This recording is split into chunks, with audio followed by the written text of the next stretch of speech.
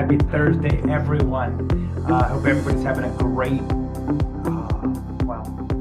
March Madness Thursday. Because, if I had my way, I'd probably be sitting somewhere just watching basketball right now. But unfortunately, got to work and I've got work to do. So what did I want to share today? So I basically came on here today to share with you some of the things that I've learned, right? Email, right? Your email copy, your ad copy. Whenever you're writing this copy, for those people who don't know, is just your writing. It's just the words that you're using to reach someone else. So whenever we're writing our email copy, there's a couple of things that you want to keep in mind. Number one, so when you're writing email copy, hey Mel, how's it going? When you're writing email copy, your wording, right? We and I, you want to avoid we and I. I is the most commonly used word in the English language, the personal pronoun I. If you're writing something to somebody else and you want to engage them, you want to create a relationship with that person, you do not want to use the word I. In particular, we is almost just as bad. You want to use you and your. You want to talk in terms of the other person always and forever. You want to be talking about the other person. Everything needs to become from their perspective. So in the book, How to Win Friends and Influence People, this is one of the things that he really discusses in there. You need to start with the other person. You need to see it from their perspective and start with the other person. Hey, Richard, how's it going? So start with the other person's perspective. Speak to them. You want it to be like you're in their head writing. Hey, Roger, how's it going? So the copy needs to address their fears, their concerns, and you've got to hit that right out of the gate. You can't get this on the back end. It's got to be right out of the gate. That thing that's most important to them, and most of the time you want to put that in the subject line. Something that's really going to hit home for them. Something that's really going to get them. Stay away from the clickbait stuff, things just to get people to click there, because most of the time it turns the people off. When they get in there, they're like, oh, you got me. But as soon as they get in there, guess what happens to you? You get more into spam. And that's the last thing you want to do. Sending things that turn you into spam is worse than no email at all, because it actually, you start ending up in other people's spam boxes and never reaching them. So it's very important. So rule number one, these are the 5 rules. Number one, use the words you and your and right at the front, right out of the gate. Okay, how to avoid that. Number 2 is how to avoid that spam thing. It's got to be personal. Everything in it has to be personal. It has to speak to them. All of the research out there right now shows that the email open rates are actually falling all the time. So people are sending people stuff. They're getting really long copy. If you're in healthcare and you're trying to write something to the patient, you want to make it as personal as possible, as brief as possible, something that speaks to them, not just your wording. Make sure you're not talking about yourself, talking about your practice, talking about things you're doing. Hey, Paul, Jason, how's it going? So don't do that. So, hey, guys, if you're on here on the live, just type live so that I know you're here, or wave at me. Jordan, what's going on, man? How are you doing? Yeah, but just type live. If you're on the replay, just hit replay so that I know that you guys are here. Hey, Dean, how's it going? The other thing, do not do generic emails. This is very, very important, right? We all see it. We see it. We see them in our folder. What happens? You never click through. You never open them. Most of the time, they end up in your spam folder eventually, because these things are generic. And I know that you wrote the exact same email. Well, you didn't write the exact same email. You have one email that goes out to 500 people. And that's the last thing you want, that somebody that you worked so hard in your practice to create a relationship with. This one-on-one relationship is cheapen it with poor copy. Glad you're doing well, Jordan. So do not do the generic emails. Keep the copy brief. Don't get too long, because they know it's not real. You don't want to cheapen the relationship that you build in the practice. So on that end, you need to let the patient know that you sent them an email. right? You can't just, Katie, how's it going? You can't just send this thing out and then act like it never happened the next time you see them at the practice. You need some sort of means of keeping track of that so that when those patients arrive, whoever's talking to them, hey, did you get my email? Right? So now it seems like this is a personal interaction. My software automatically does that, but if not, you need to find some way of doing that. Yeah, boring emails. Yeah, tell stories. Exactly. You have to tell stories, and you have to make the story something personal that they can relate to. That's the whole reason for a story. That's why stories are so powerful, because they're so personal. It's something that the other person can relate to, so it speaks to them. So stories are great. Keep them short. Keep them short. People's attention span is short. If your copy is real long, you're gonna lose them. Now there's people out there that say, oh yeah, copy is great in certain things, but in healthcare, where we have a one-on-one individual relationship with the people, you're not really trying to sell them some $5,000 thing or get them into some mastermind group. You're trying to reach out to them and say, hey, I care about you. The things that are important to you are important to me. Keep it brief, keep it visually appealing. Like I said, that long copy, a lot of times they're just like you and I. They scroll down the page. If there's too much, they don't get into it. Even if your copy is really great, if that wording's really great in the first paragraph and you start this very compelling story, yeah, if it gets too long and they're busy, it's not getting read. Now that's some people's play. You don't even care if they read it. You want to, just have something in front of them.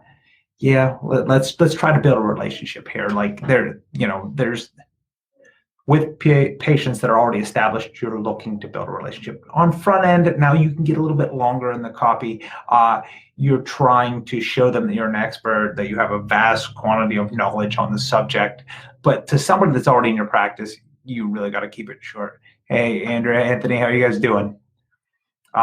Yeah, but again, just let me know if you guys are live here, or if you're on the replay. So for us in healthcare, which is where I am, HIPAA compliance. HIPAA compliance is a must if you are sharing anything. If they're responding to the email, this becomes a gray area, right? If they're initiating the conversation with you, it's a gray area. You really got to talk to an attorney about that. I err on the side of caution and recommend HIPAA compliance. Use something that allows you to discuss these things freely and get very personal with the other person on this. Number 4, consistency in and out of the clinic, right? So for us in physical therapy, right, it needs to be consistent. It needs to be consistent at every level, right? So the message on your front end marketing has to match up with your emails, right? You can't have different messaging. You can't be talking to different people in different ways. Hey, Dana, how's it going? How are you? So you can't be talking to different people in different ways. Like this really has to have the same message inside and out of the clinic. The message needs to carry over into the practice, right? So if you send them a personal email at home, it's got to come back whenever they come into the clinic. You need to be discussing the email that was sent to them, right? If not, they know that this is generic, and guess what's going to happen to your open rates? Yeah, you already know they're going down. It's hard enough now to keep people on these things to start with. So, hey, Molly, how's it going? So, you really need to carry over in the clinic and make sure that you're addressing the fact that they received the email and talk to them about the email that they're receiving. If you're not doing that, you're going to lose people. You're going to lose their open rates. It doesn't matter how good the copy is. You're not going to get as many people as you can if you in the practice are actually talking to them and asking them if they read your email. Your open rates are going to go up. The next email is going to go up because they know you're going to ask them about it. And the last thing they want to do is this. You've built a relationship with them. Come in there and you ask them, hey, did you read my email? Oh, well, no, I don't read your emails. They don't want to do that. They want a relationship with you. What are your thoughts on email frequency? Email frequency. So this is, the research out there is kind of mixed, right? So when they're in my practice, there's different points at which I use it. So, after the first phone call, I want to make sure they show up. So after the first phone call, I'm sending them something. I'll send them an email with a video, including where we are, all that kind of stuff. I'll talk about their goals in those. Again, those have to be HIPAA compliant if you're talking about the patient's goals. Then after the first visit, there's some, they might be getting sore. Maybe at that point you want to send them a thing to set that expectation. When their explanation of benefits is coming, say it's at 14 days, 16 days, 18 days, you want to send an email before that to let them know, hey, your explanation of benefits is coming. These things can be big, they can be scary. Don't worry, we're here to help you. At discharge, I send them to get reviews, that kind of stuff. As far as somebody who's outside of the practice, I try to do once a week, depending. If they're a person that's likely to return, I'm sending them more frequently.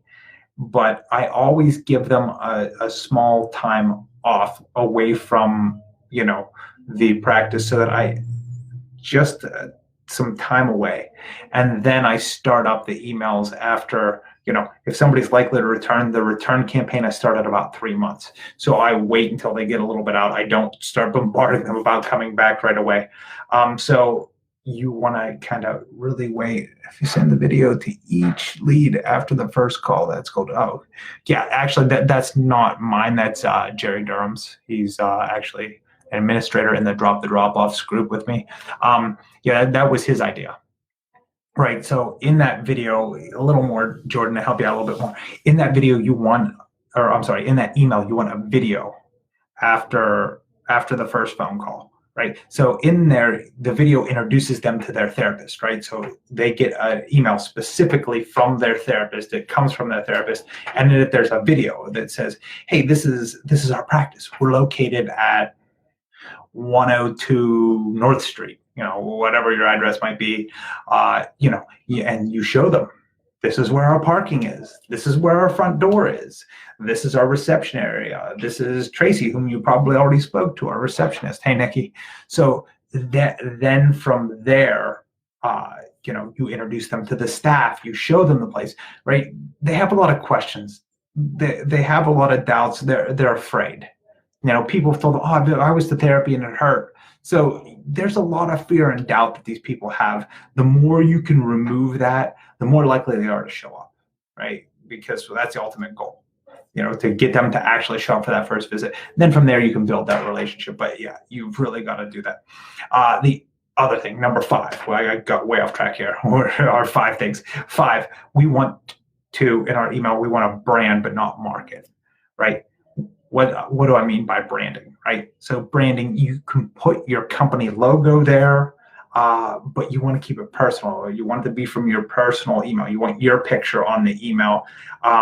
You don't want to market in this. These emails, you're trying to build a relationship, right? And if you're slapping your brand all over the place,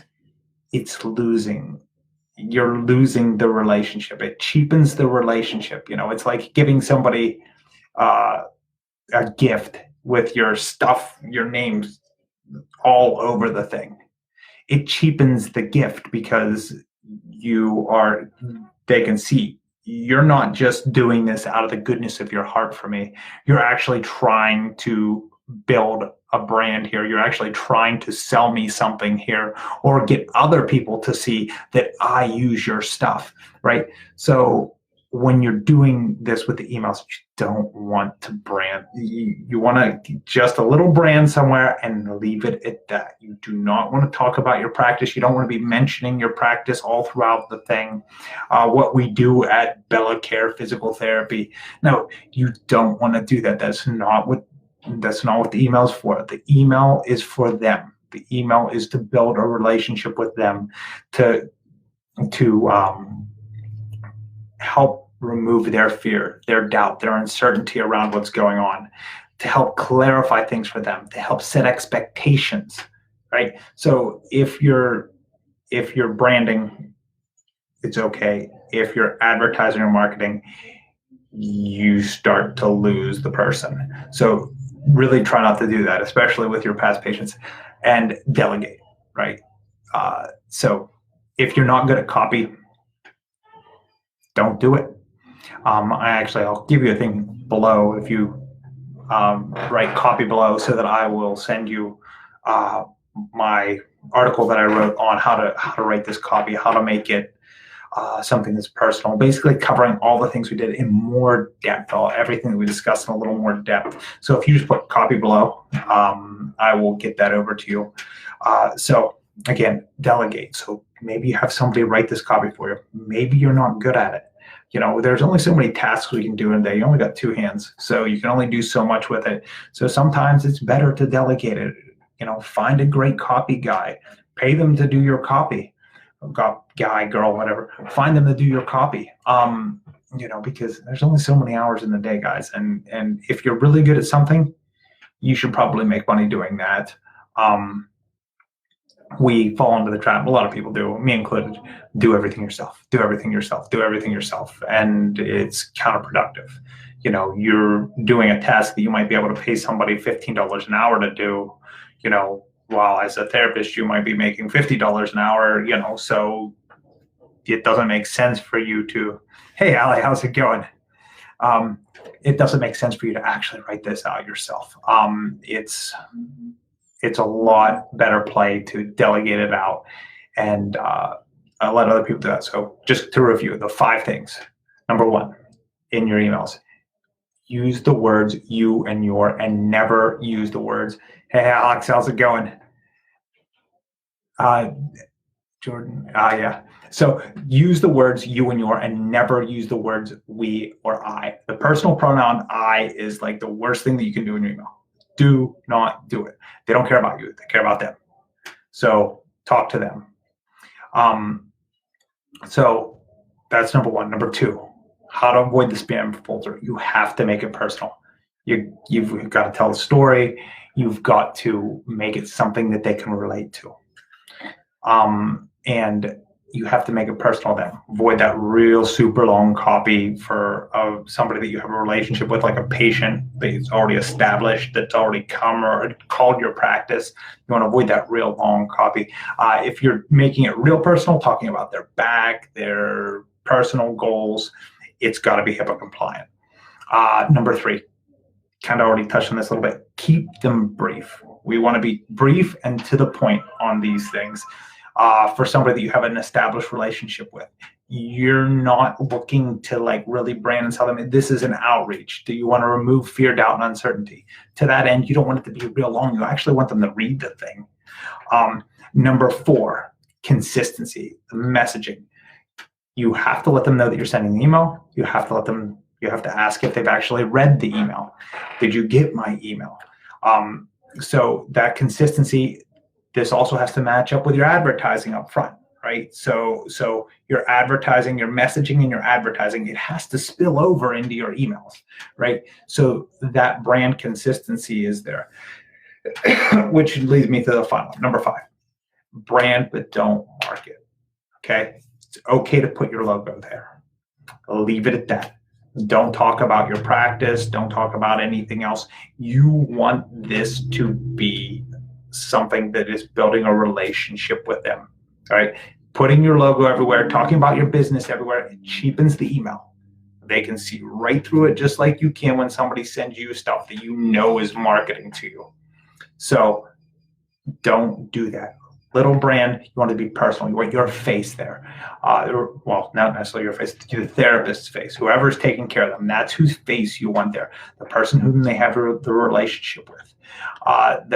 The copy should seem like it's coming from that person, not generic copy. And avoid talking about yourself and your business in there, because it'll ruin that relationship that you've fought so hard to build. So I think that's about all I've got, guys. Hey, happy first Thursday of March Madness. Everybody enjoy the tournament. I know I'm going to tonight. That's on my to-do list, watching basketball. And my wife will love to hear that, I'm sure. Hey, everybody, thanks for stopping in. Questions, anything below? You want my information on my article on copy, just mention copy below, and I'll get all that stuff over to you. Hey, thanks everyone for checking in, and hey, have a great day.